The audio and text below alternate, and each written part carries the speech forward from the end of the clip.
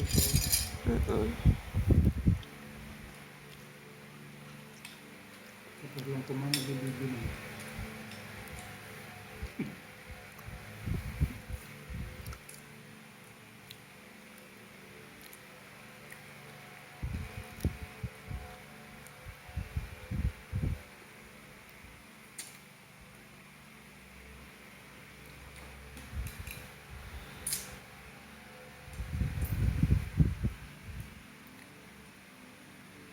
Ano lang eh.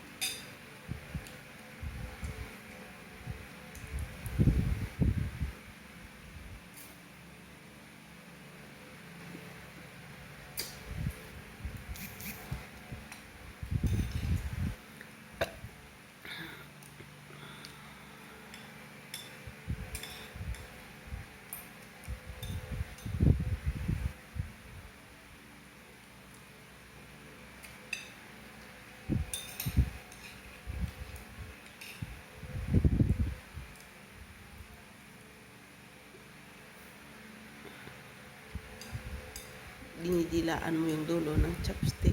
Bakit? Para madula. Ganon.